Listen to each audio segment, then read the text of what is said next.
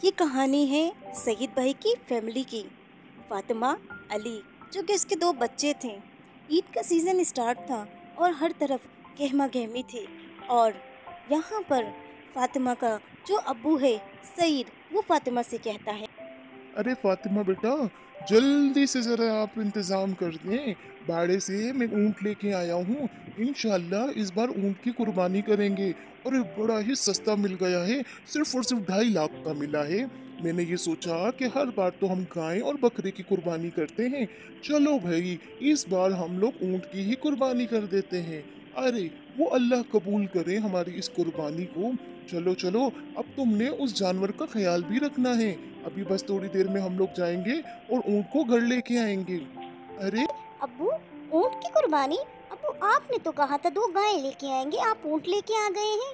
चले ठीक है, कोई बात नहीं, ऊँट ही सही।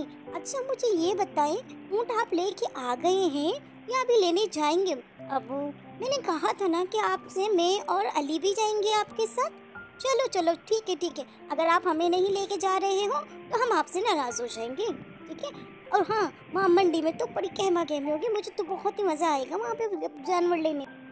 अरे अब्बू, ऊँट तो आपने सही है, ये फैसला कर लिया है कि इस बार ऊँट लेंगे। अरे हमारा कितना नाम होगा जब हम ऊँट लेके आएंगे। यहाँ पर सईद भाई और अजीम भाई दोनों ही आते हैं। सईद भाई जो होता है वो अजीम के पास आता है, एक व्यापार होता है अजीम। और यहाँ पे अजीम जो है जानवर बेचता है। जो शहीद है वो अजीम भाई से कहता है, अरे अजीम भाई, अस्सलाम वालेकुम। अजीम भाई, मैंने सुना है कि इस बार आप बकरे और गायें वगैरह के साथ साथ ऊँट भी लेके आए हैं। अरे मैंने तो अपने बच्चों को कह दिया है कि इस बार मैं ऊँट की कुर्बानी करना चाह रहा हूँ और मैं ऊँट लेके भी आ गया हूँ।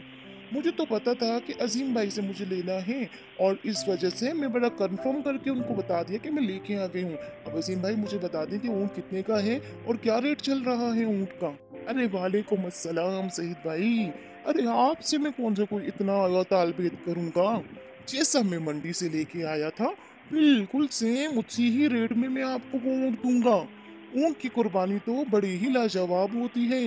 अरे बड़ी बड़ी मंडियों में ऊँट बहुत ही महंगे मिल रहे हैं, इसलिए मैंने कहा कि चलो मैं इस बार ऊँट लेके आके थोड़ा सा प्रॉफिट भी कमा लूंगा। लेकिन क्या करूं सहीद भाई, आपके आगे तो मैं झुक ही जाता हूँ। जितने का मैं ऊँट लेके आया हूँ उतने का ही मैं आपको दूंगा। अजीम भाई, जरा ठहर जाइए, मैं आपको उसका रेट बता देता हूँ।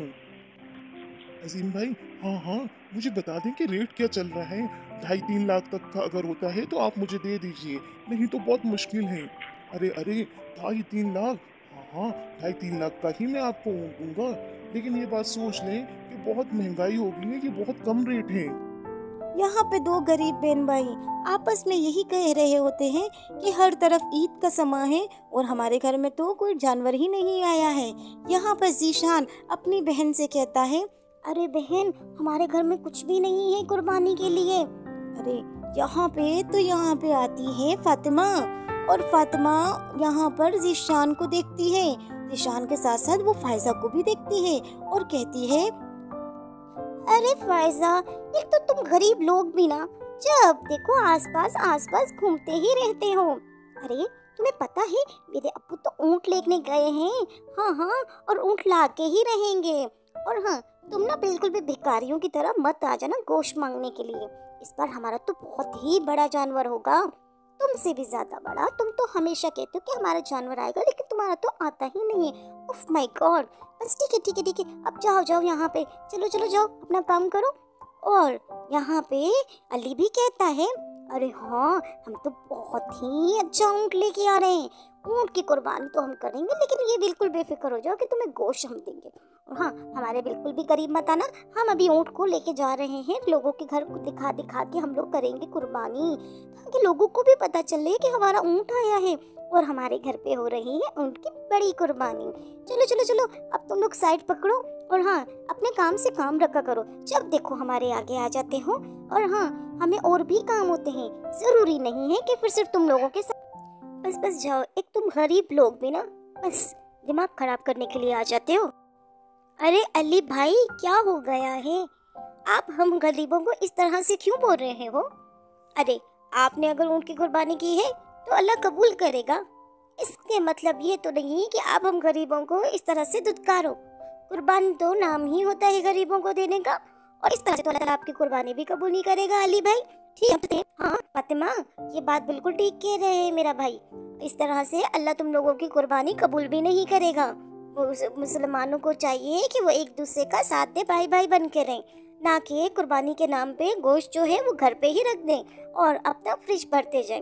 अरे हम तो जब भी अल्लाह ने तौफीक दी कुर्बानी करेंगे और सब गरीबों को गोश्त बांटेंगे, क्योंकि हम गरीबों का दिल जो होता है वो बहुत ही बड़ा होता है, तुम जैसे अमीरों जैसा नहीं होता। इंशाल्लाह देखना एक दिन। हाँ हाँ, हम अमीर और तुम गरीब ही सही। ठीक है ठीक है ठीक है, जाओ जाओ, अब हमारा दिमाग मत खराब करो। अभी तो हमने अपने ऊँट को घुमाना है, फिराना है, और उसके बाद कल उनकी सुबह हम लोग क्या करेंगे, हाँ कुर्बानी देंगे और हमारा ऊँट कट जाएगा और गोश्त सिर्फ हमारे पास ही महदूद रहेगा। अब्बू एक बात कहनी थी आपसे। अरे अब्बू जी, आपको पता है कुर्बानी वाला जो कसाई है ना, वो बहुत ज्यादा पैसे मांग रहा है ईद के पहले दिन के। अरे मैं तो कहता हूँ दूसरे या तीसरे दिन कुर्बानी कर लेते हैं। अब्बू आप क्या कहते हो? जरूरी तो नहीं है ना पहले दिन कुर्बानी करें, चले नमाज शमाज पढ़ के खीर वगैरह खा के आराम करेंगे, कुर्बानी दूसरे दिन कर लेते हैं। क्या कहते हो अब्बू?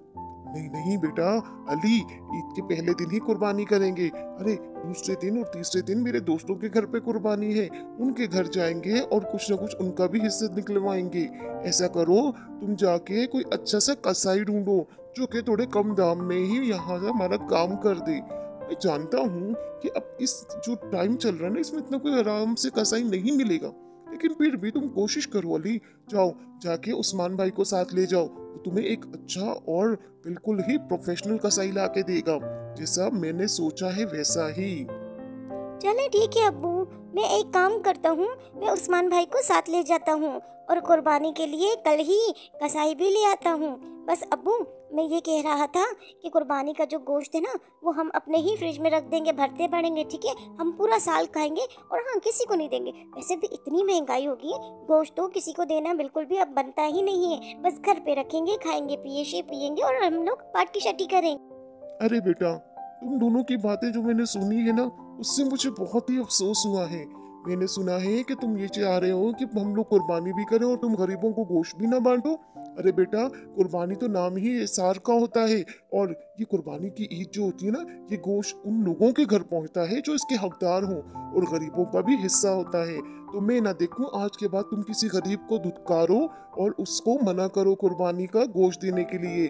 कल कुर्बानी होगी और हम गोश्त सब गरीबों को बांटेंगे। समझ आ गई है तुम दोनों को बात? ठीक है।